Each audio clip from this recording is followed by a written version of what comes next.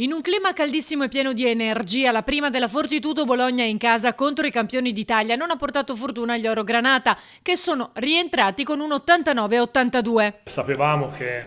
sarebbe stata una partita in cui Bologna avrebbe sfruttato sin dall'inizio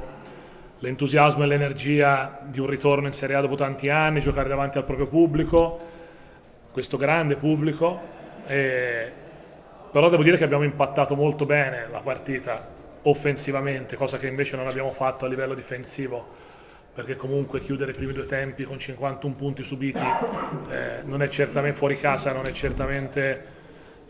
un buon viatico per poi portare a casa la partita. Terzo e quarto difensivamente qualcosa di meglio, soprattutto il terzo quarto meglio,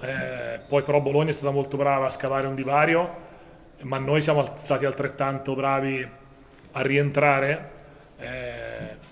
con grande, devo dire, acume tattico che non abbiamo invece usato nei primi due tempi, giocando veramente senza attaccare i nostri vantaggi. Ora però i ragazzi di coach De Raffaele devono pensare a dare il massimo nella prossima sfida. Noi ci prepariamo ora per una sfida martedì molto difficile in Eurocup,